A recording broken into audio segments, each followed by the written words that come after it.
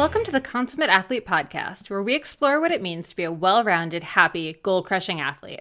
Every week, myself, sports journalist Molly Herford, and cycling coach and kinesiologist Peter Glassford interview experts and chat through all of your training questions. We're excited to have you along for the ride. Hello. Welcome back to the Consummate Athlete Podcast, Sea Otter 2026 edition. Peter, how's it going? It's good. I like the name of this one, but it is going in a fatigued fashion at the moment. I finished a couple hours ago, so we are doing this.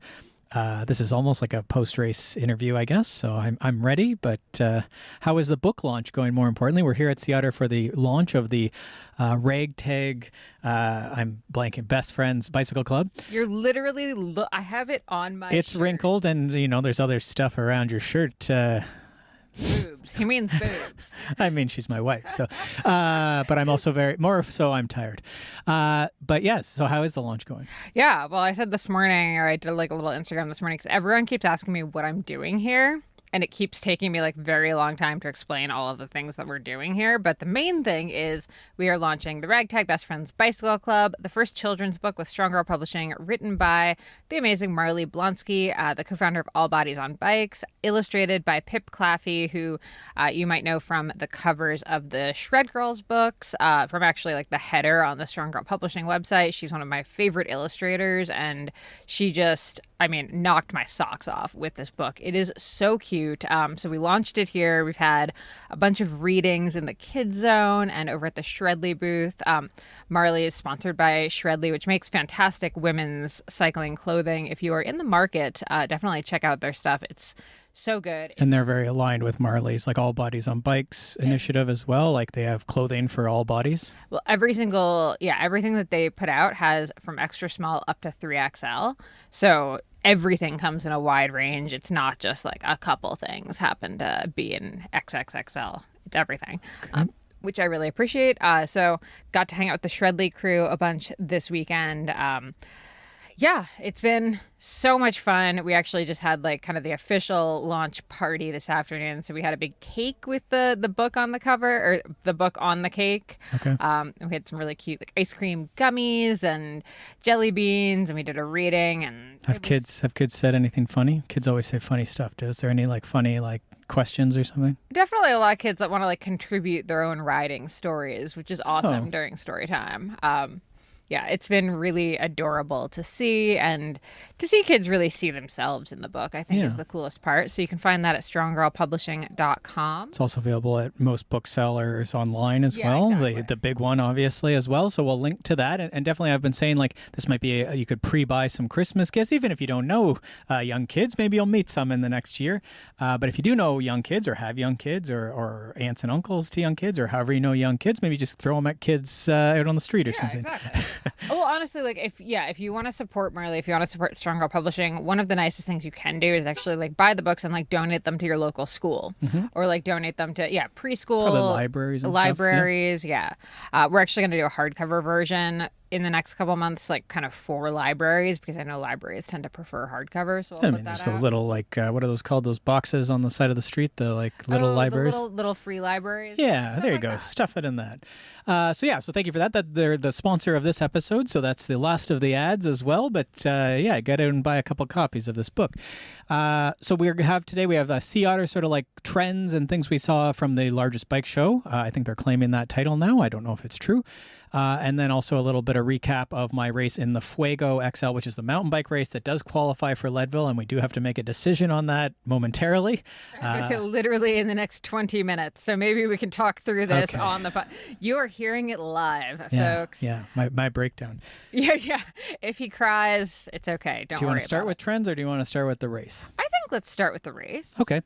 So I raced in the 40 category. There was also an elite category that Dylan Kerr, who we coach, I haven't seen how he did because I left my phone at the accommodation, which actually was sort of nice. I recommend it, but it is sort of dangerous as well. Kind of. I was actually thinking about it when I was out on my run. When you got back, I was like, oh, if I need to call you, I can't call you. Yeah, we'll see you at 4 at the awards. I would have hoped, but if I needed you to like come get me or something. So this race, I actually had shared with a lot of athletes. We're doing a bit more emphasis this year on like this pre-race sort of not routine, but pre-race like planning. Like, what is this race? What are the concerns? What do we know about it? What's the beta for the race? What are our goals, our A, B, and C goals? Seagulls. What are what is what are the strategies? What are the process goals, technical? What is our fueling strategy or fueling goals? So I went through that myself, and all the athletes I work with then have access actually to the Sea Otter 2026 is at the bottom of this form as like a sample, so they can see it sort of in live. And I did pretty well. My main goals were sort of to be in the top 3 coming off the track is always like dicey. This is where who's the Canyon guy who just retired in gravel? The guy, Stetna.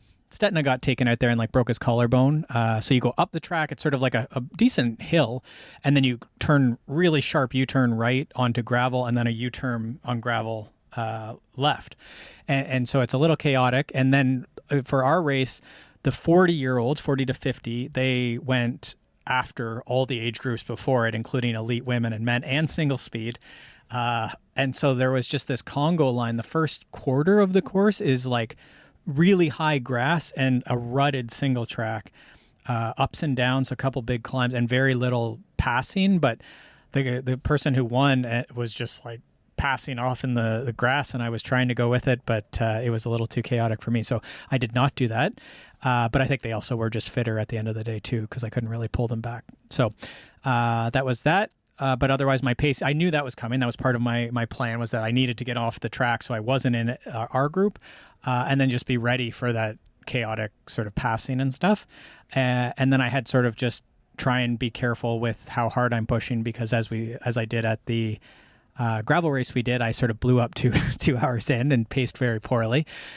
In the elite race. So this one I tried to be really... keep saying, you don't really know until you try, and it had been a while since you'd raced, so like... I wanted to be in the pro race and like see what's happening in gravel and stuff like that too, just so I have that information. So I wasn't mad, and I like, just as we talked about, I backed off that one and came back. But this one I wanted to say, like, I did a great job of pacing. I don't think I did a negative split, but I was within minutes of the 2 laps.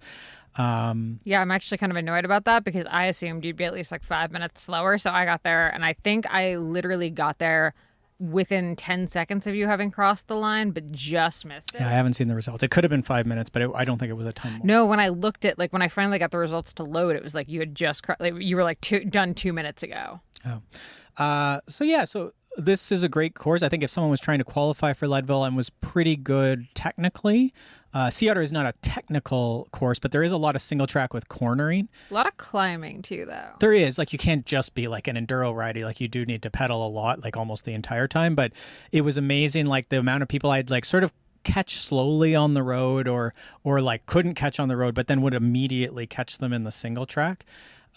So definitely, I think it's one that if someone has like pretty good technical skill, it would be a great way to try and qualify for Leadville. And so that's great beta that I never really considered this one. It's sort of newer as a Leadville qualifier too, but that's sort of like an interesting one. If someone was wanting to get it done in April, probably wouldn't be the worst one. The catch is always like you have to come from cold weather perhaps to be ready for this one. So otherwise I think it was a pretty safe. I nailed all my fueling, got on I had my Martin gels on this one, and then Tailwind in 2 big 1 liter bottles, and I got all of that in. And I think so far we're good on gut discomfort, which was the other issue we had, for the gravel race. What is the name of the gravel? Mid-South gravel. We had some gut stuff. So that wasn't good. No cramps today as well, which I had a little bit at Mid-South as well. So I think pacing and fueling were much better for this one. And did you end up, so I was not able to be in the feed zone feeding you because we happened to have a book reading basically like as you were coming through. So I was still at the reading. Did you pick up your bottles? Yeah, I just stopped because I wanted to get that next 1 liter of like 75 grams of Tailwind. It was just like working really well to have that. And I was like, I think it would be nice to have that I had a pack with just water. I had another bottle that I did on the first lap with just water. And then these 1 liter bottles with Tailwind. So I would try and get a bunch of that across the lap. So I did 2 of those total. I just stopped quick, and it probably took 15 seconds. Like, I don't know. I think in masters racing, it's not the end of the world. Like there was no one on either side of me. It didn't really matter. Yeah.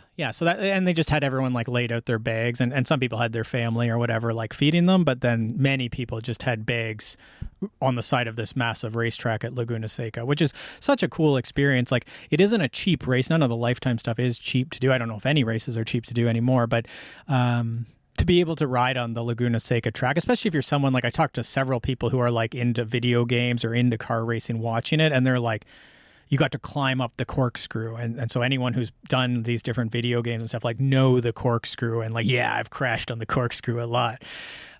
So sort of worth, sometimes these events, it's like nice to have access to these things. Like you would never be able to ride on this otherwise, right? So. Mm-hmm. Yeah, I hear there's Brompton World Championships here at 4 p.m. What does that mean? It's World Championships for Brompton bikes. Brompton just hosts like folding bikes. They're folding bikes, and then they're going to ride around the track? Yeah, they're going to do corkscrew, and they have it's like a 3-lap of the circuit course. Okay. So it's going to be pretty wild, I think. And they're doing a Le Mans start, so everyone has to like run to their bike and like unfold it. Oh, wow. So do you have to have your own Brompton? Do you know, like? I think they like had some that you could borrow. Okay.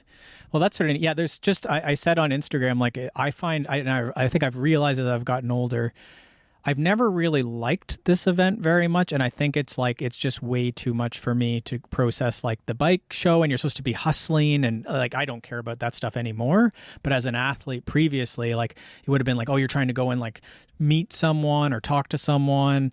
And then you also have to race, but you're not really supposed to walk around before your race. And then there's all these new products you're looking at, and the latest everything, like which we'll get to here in a second. All the latest.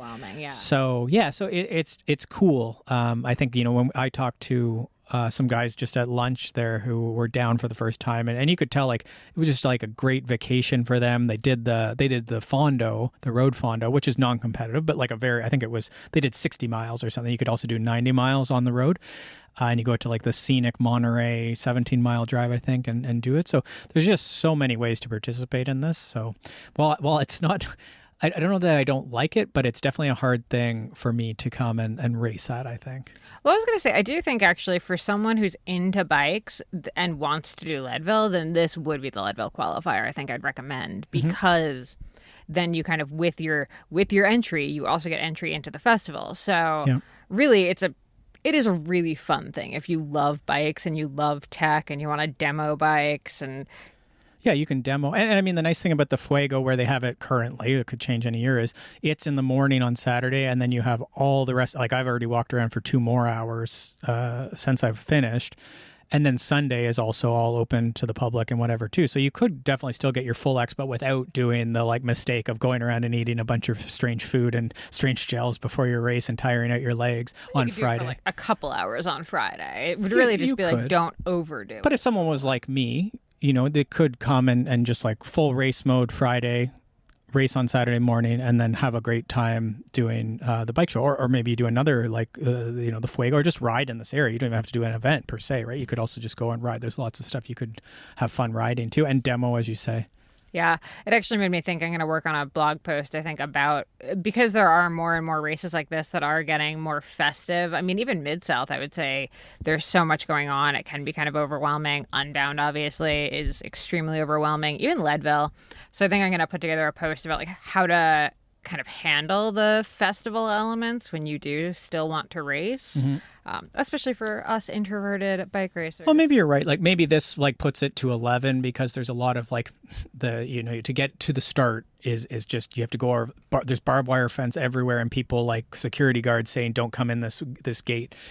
But I think it's probably just race nerves is ultimately like what you're saying, right? And so that's why we're doing this like document, trying to re-emphasize that this year with the coached athletes we have, because it is like, it's very common that we have race nerves. We just got a question this last week that maybe we'll cover on a future podcast around race nerves. And it's just like, if we can start thinking through like, what are the challenges?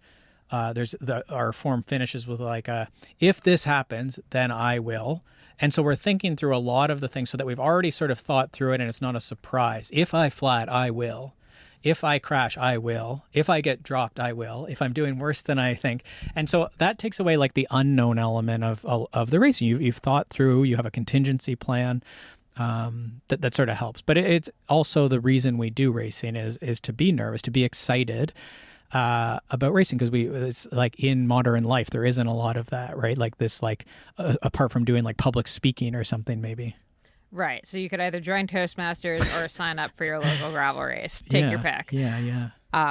Side note, just while we've been at the festival, before we shift into talking about what we've seen, huge thank you to everyone that has bumped into me and said that they listen to our podcast. It is like so lovely I've met a few of you this weekend, and it was so cool and so lovely to get to see people in real life and chat with them and hear a bit about, what they were doing here. A couple people with like their whole families. So just really, really fun. Oh, that's cool. We appreciate you. Especially as we're at our 10-year anniversary here of the podcast. We are, yeah. That's right. We've still done nothing, but people have greeted you, so maybe that's enough. Yeah, maybe that's enough. I think we will do a bit of a like corny 10 things that we've learned from the podcast over the last 10 years or something to that effect.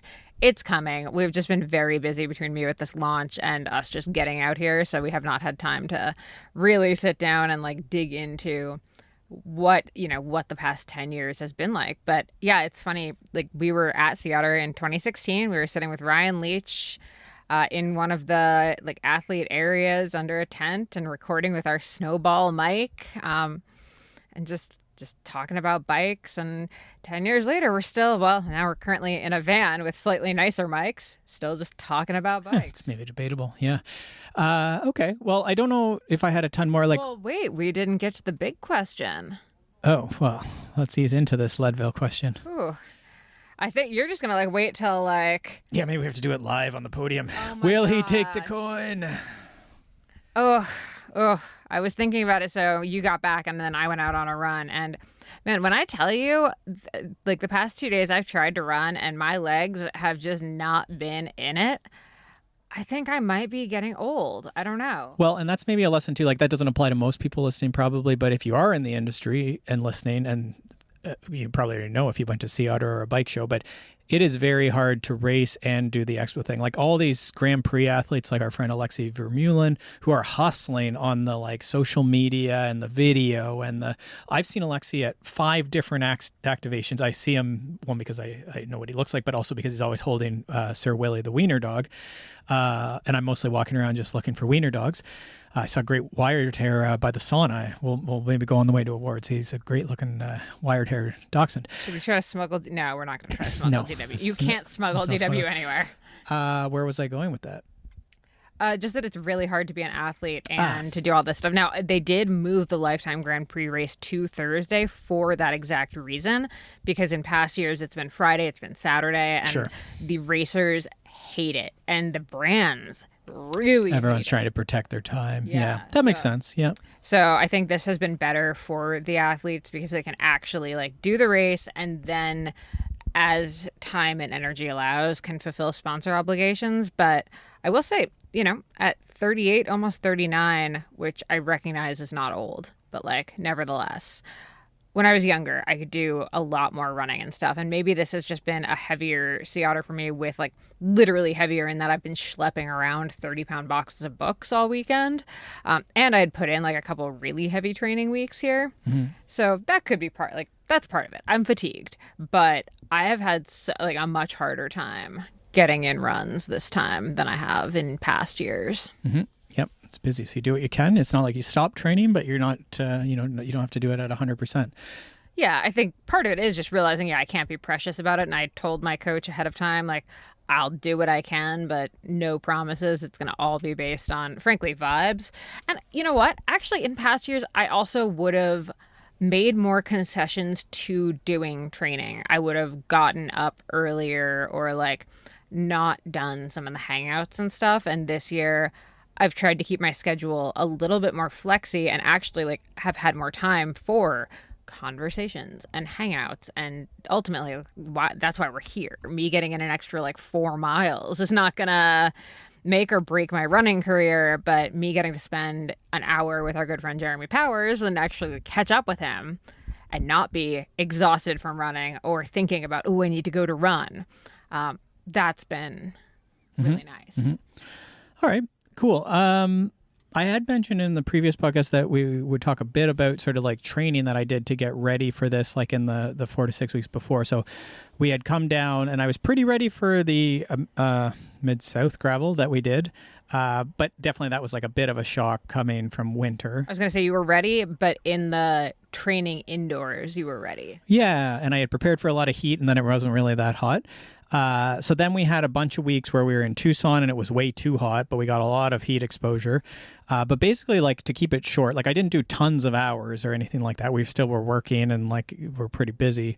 I don't know. I should have looked up what I was doing for hours. Maybe I hit an 18-hour week, maybe, but like most of them were like 12 to 14. And that would be with a bit of strength, a tiny bit of running, and a mix of road/gravel, and then on the mountain bike. And what I sort of did was the first week I did 3 sessions of tempo, 3 by 20 minutes tempo, in like a bigger ride. But like that was sort of the meat and potatoes of it. That was all the intensity, and then everything else was endurance. And then the next week I added in 1 VO2 max with 2 tempos. And then the next week I did 2 VO2 max and a tempo. And then the last week I think I did VO2 max and just my big simulation ride, which was like a 4-hour. I did in Ojai that had a ton of climbing, lots of time just testing the bike, like confirming the bike rather, and really like refining that like power heart rate feeling for like what is the sustainable like 4-hour pace, because I knew this race was going to be 4.5, but I was hoping for 4, but it was like 4.5, I guess. And 4:25.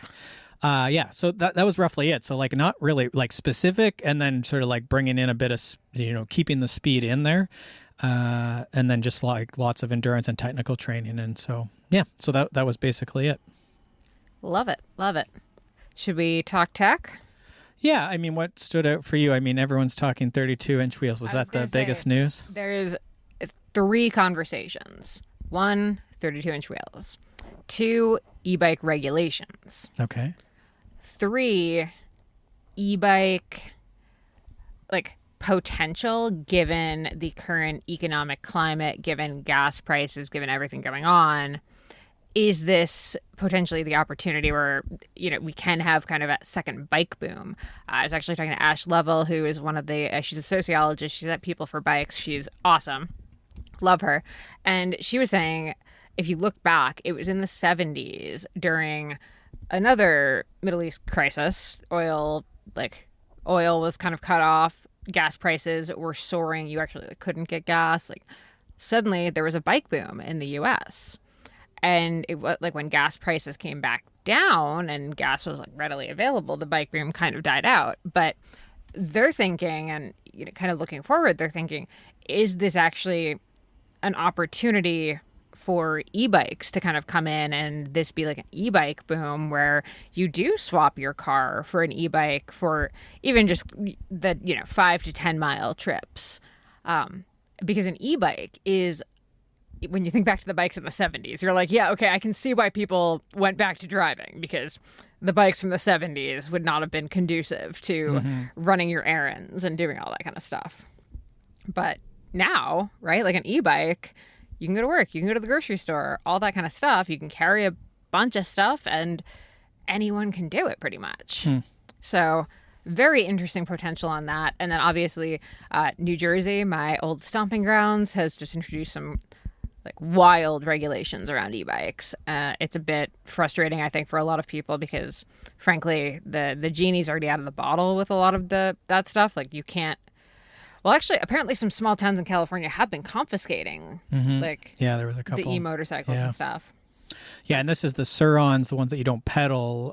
Not just Suron, I shouldn't pick on them, but like the e-motorcycles that are motorcycles because they do not have a crank and chain. I guess I don't think they have chains, but maybe they have a chain inside. But you don't pedal them. They're not bicycles, right? They're motorcycles. Yeah.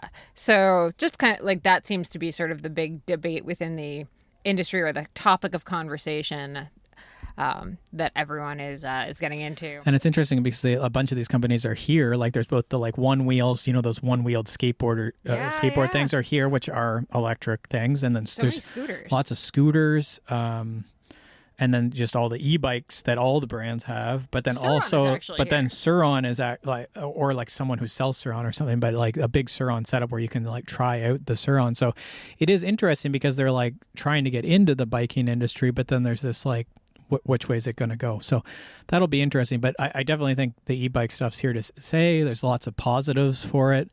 I have a few more athletes this year who have added it to the quiver for different reasons. So yeah, it's definitely around. Yeah. And I mean, it's funny because those are the conversations that are happening, but there hasn't been any major innovation in e-bikes in the past year or so, I would say. Yeah, as much as they say like this motor is silent and this motor is like, you know, I think the only thing is that a lot of them are like pushing what's the legal limit of like, I think our friend has a 900 watt, and I think you're not even supposed to have 8 or something. Yeah, I think 750 is something like and it probably depends what state you're in or whatever too, or like if they even have rules. So but we're not telling you what friend it is or where he lives. So yeah, that's sort of the two kind of e-bike topics. But yeah, then everyone is talking 32-inch. And the pushback I've seen, there's a bunch of articles, like Pink Bike had an article, and I'm trying to think who did the other article, but just sort of this, like, it seems like a push right now, because as you say, there hasn't been a lot of like new innovation in cycling industry, like bikes from 2020 forward are actually like great bikes, and there hasn't been like a ton of change. Like, if I think about like my Trek Super Caliber, they slightly changed the geometry. They went slightly like 10 millimeters, but like the bike is not hugely different. I would say it's a better bike than it was 2 or 3 years ago, but not so much that if that was your bike, like you would be fine. You would be able to ride. And I think that's true for a lot of stuff. So the criticism was that, like, given the state of the industry, given like layoffs at things, that like this 32 thing just seems like an odd choice for the industry to push towards. But I was saying to you that, like, with social media and just the news cycle and things like 3D printing now, a lot of the brands are probably getting goaded into doing it, because whether they're concerned about racing or just like the next sales fad, if you will. They don't want to miss out on it, but like you wonder how much of it is just like them getting like goaded back and forth. Oh, Specialized is going to do it, and then Trek's going to do it, and then someone else is going to do it. I hope one of these brands is just like sitting back pretending they're going to do it, but just saving their money. And, I bet you there is a little bit of like, even if they like make a fake, because someone said like it's easy to make a bike that like something that looks like a bike that has 32-inch wheels. It's harder to make something that rides well or even rolls. So at the show here, like, you might see a bunch of brands have 32s. I would be curious how many of them actually are rideable, period, but then actually would ride at all reasonably. Well, it's funny, actually, last night I chatted with a guy who is in California. He's a small frame builder, and he's actually been tasked with some of the prototyping for brand, like for wheel and tire brands that like need a bike to show the stuff on. And yeah, it's going to be interesting. I don't see it becoming a huge thing. I've talked to some brands. Obviously, at 5'3", I am not a huge fan of it, given that my inseam is shorter than the wheel. But I did talk to, actually, Marley Blonsky said that a woman designer from one of the companies, I believe it was Salsa, but don't shoot me if I'm wrong here. I might be wrong. But she saw one, and Marley was actually able to stand over it, and Marley's my height, so it's clearly possible. But there is the question though of like, okay, so you can stand over it. How easy is it to get on and off, like while it's like moving and any of that? It is. It's tough, right? Having gone through the 26 to 29, and I was pretty early adopter of the 29. I recall being called wagon wheel by a lot of people for quite a long time, which was a little hurtful. I'm just not. I don't know. I guess I'm like, whether it will go or not. I guess because I've seen it before, then it like certainly is possible. But whether we need to go to 32. For any variety of reasons, like bikes are already pretty good. I have yet to hear anyone give me a good reason or rationale for it. Yeah, and I was telling you that like some of the more like physics-minded people are saying like it's not, a lot of the explanation you'll see are like solid wheels, so like a shopping cart or a wagon, but we use these like pneumatic tires that like absorb the thing. So a lot of people say like this is actually why like the bigger tires became like, oh, these are actually pretty good, because they actually do help the bike roll over and actually do effectively increase the wheel/tire size. but that we could, with a 29er, like, are you already getting like a pretty good balance? And then I also saw there that Trek's actually prototyping a mountain bike for cross-country racing that actually is going back to 27.5, which I thought was like, oh, okay, yeah, let's go. That's the response, is you go in the opposite direction and really confuse everyone. Oh, I like it. I like it.